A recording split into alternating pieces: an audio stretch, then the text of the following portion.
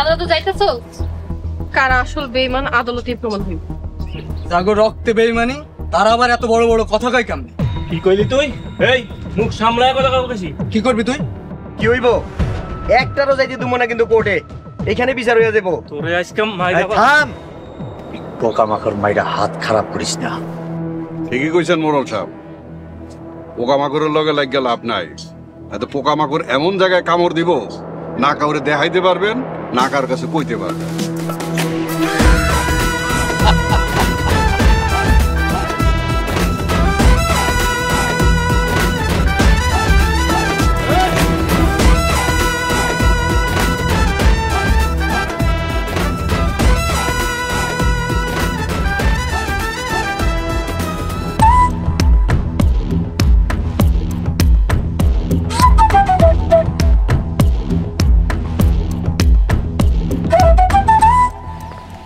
সোডাম আমার ডাকছেন?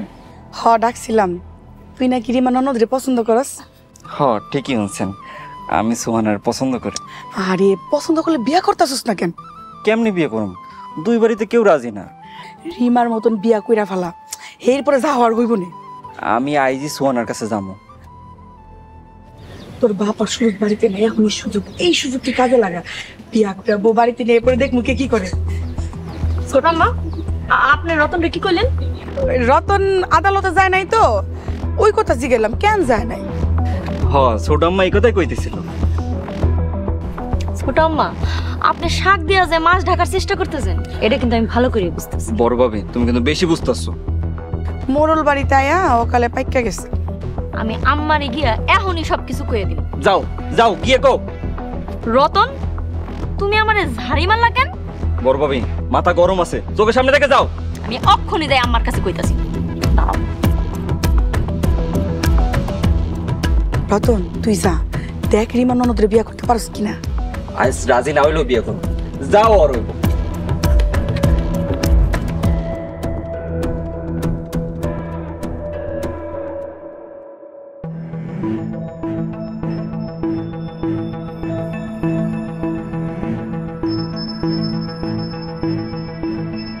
Order order order. আদালতের বিচার কার্য শুরু করার জন্য অনুমতি দেওয়া হলো।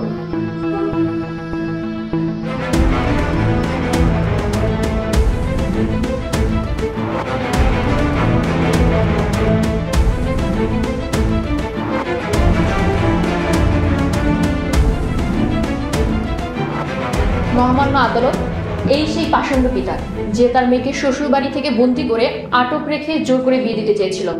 আমি তার সর্বোচ্চ শাস্তি কামনা করছি। মহামান্য আদালত, আমার মক্কেলের বিরুদ্ধে আনিত অভিযোগ সম্পূর্ণ মিথ্যা এবং বানোয়াট। আমার মক্কেল একজন স্বনামধন্য ব্যক্তি, ওনাকে চক্রান্ত ফাঁসানো হয়েছে। মহামান্য আদালত, উনি দোষী নাকি নির্দোষ সেটা মহান বিজ্ঞ আদালতই সিদ্ধান্ত নেবেন। মহামান্য আদালত, আমি এই মামলার বাদী মেহেরিমা বিনতে মোরলকে জেরা করার অনুমতি চাচ্ছি। অনুমতি দেওয়া হলো।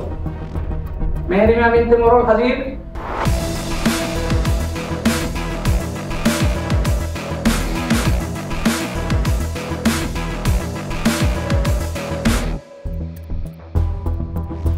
বলুন। যাহা বলিব সত্য বলিব। যাহা বলিব সত্য বলিব। সত্য বই মিথ্যা বলিব না। সত্য বলি মিথ্যা বলিব না। মেহেরিমা, আপনার ভাষ্য মতে আপনাকে শ্বশুরবাড়ি থেকে বন্দী করা হয়েছিল। আপনার সাথে সেদিন কি কি হয়েছিল মহান আদালতকে খুলে বলুন। মহামান্য আদালত, আমার আব্বার কথা মতো সুরজ ভাই আমার এনে আটকায় রাখে।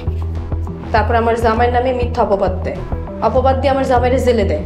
এমনকি মাস্টারের সাথে আমার জোর করে বিয়া দিতে চায়। আমি যদি বিয়া না বহি তাহলে আমার জামাইয়ের খুন করে ফেলাইবে এমন হুমকিও দেয়। মহামান্য আদালত, স্বামীকে জিতানোর জন্য এত সুন্দর করে কেউ মিথ্যা কথা বলতে পারে, ওনাকে না থাকলে সেটা আমি বিশ্বাস করতাম না। মহামান্য আদালত,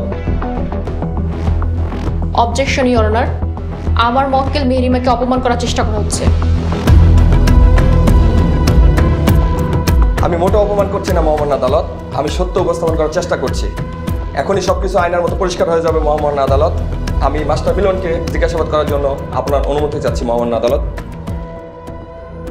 অনুমতি দেওয়া হলো। সাক্ষী মাস্টার মিলন হাজির।